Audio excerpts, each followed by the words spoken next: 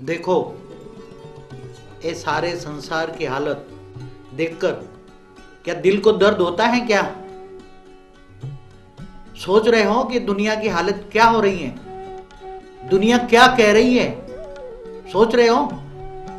देख ले तेरे संसार की हालत क्या हो गई। भगवान को कह रहे, किसको कह रहे? देख ले तेरे संसार की हालत क्या हो गई भगवान, कितना बदल गया इंसान। क्यों कह रहे हैं? आज दुनिया की हालत ऐसी क्यों बदल गई इतनी जल्दी? इसके जिम्मेदार कौन है? दुनिया जो आज बर्बाद होती जा रही है, सारा यूनिवर्स, मैं कोई एक धर्म संप्रदाय नात जात से परे की बात कर रहा हूं। यहां जो बात कर रहा हूं मैं केवल यूनिवर्स की, पूरे यूनिवर्स की बात कर रहा हूं, केवल एक धरती पर की बात नहीं करता हूं। धरती से परे भी 7 लोग ऊपर है, ऊपर में बैठे हुए भी आत्मा है। साकार मनुष्य जो बैठे हैं वो तो 700 करोड़ है, जो अनगिनत आत्माएं ऊपर बैठी हैं, ऊपर बुभुर लोक, महालोक, जनलोक, तपलोक, परमधाम में बैठी है, ब्रह्मापुरी, विष्णुपुरी, शिवपुरी, 7 लोक में भी ऊपर बैठी हैं, और 7 लोक पाताल लोक में भी आत्माएं बैठी है। इस ब्रह्मांड के 14 लोक में जो आत्माएं बैठी हैं वो सारी चिल्ला रही है। क्या कर रही है? चिल्ला रही है। क्या कर रही है? चिल्ला रही है। केवल मनुष्य नहीं चिल्ला रहे, मनुष्य तो ना के बराबर 5 तत्व, मनुष्य माना 5 तत्व वाली जो आत्माएं हैं वो तो ना के बराबर है। कितनी है? ना के 1 करोड़वा भाग है। मनुष्य कितने हैं? 1 करोड़वा भाग। बाकी जो बेहद की आत्माएं बैठी हैं, यहां बेहद की हम बात करते हैं, कोई हद की बात नहीं है। इस ब्रह्मांड के जो 14 लोक हैं उसके अंदर अनगिनत आत्माएं कोई 3 तत्वों में हैं, 3 तत्वों में, जो ऊपर बुभुर लोक है, महालोक है, जनलोक है, तपलोक है, ब्रह्मापुरी, विष्णुपुरी, शिवपुरी, फिर उसके ऊपर परमधाम में बैठी है, नीचे धरती से नीचे ये भूलोक है। भूलोक में मनुष्य है, 5 तत्वों में मनुष्य है, ये मनुष्य सृष्टि है, साकार लोक है। और इससे नीचे जो 7 पाताल लोक है, अतल वितल, तो अनगिनत बेहिसाब आत्माएं तड़प रही है।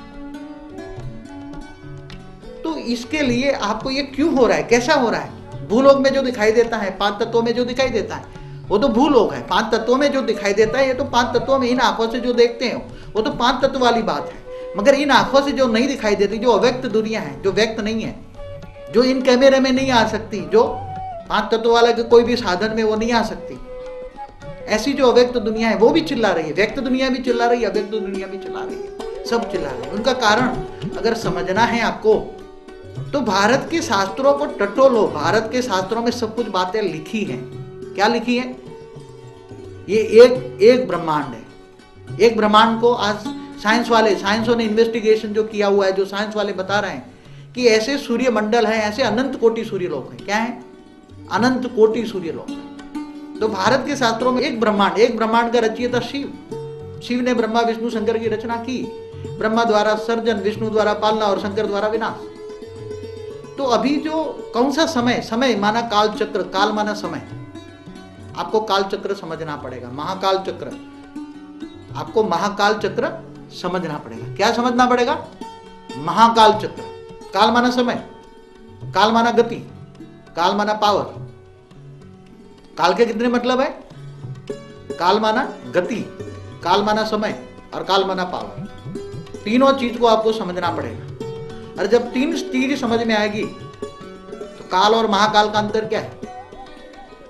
तो जैसे एक ब्रह्मांड है, एक ब्रह्मांड का रचयिता शिव है, एक ब्रह्मांड का रचयिता शिव है, ऐसे अनंत कोटि ब्रह्मांड है। अनंत कोटि ब्रह्मांड का शिव का रचयिता भी, शिव को एक परम आत्मा कहते हैं। क्या कहते हैं? शिव को परम आत्मा कहते हैं। आत्माओं का रचयिता परमात्मा, तो इस ब्रह्मांड का रचयिता परम आत्मा है। क्या है? इस ब्रह्मांड का रचयिता शिव कौन है? परम आत्मा है। क्या है? परम आत्मा। परम आत्माओं का रचयिता परम पिता है, सुप्रीम फादर है वो, जिनको पर ब्रह्म कहते हैं। पावर में से परम आत्माएं निकली। क्या? पावर में से परम आत्माएं निकली, और परम आत्माएं माना शिव ने ऐसे अनंत कोटि ब्रह्मांड बनाए। तो परम आत्मा अनंत कोटि ब्रह्मांड है, अनंत कोटि सूर्यलोक है। तो अनंत कोटि जब ब्रह्मांड बनते हैं, अनंत कोटि शिव बनते हैं, तो शिव का भी रचयिता महाशिव है। इसलिए हम महाशिवरात्रि मनाते हैं। क्या? महाशिव, महाविष्णु, महाब्रह्मा, इन सब का राज समझना पड़ेगा आपको। अनंत कोटि ब्रह्मांडों की उत्पत्ति कैसे हुई?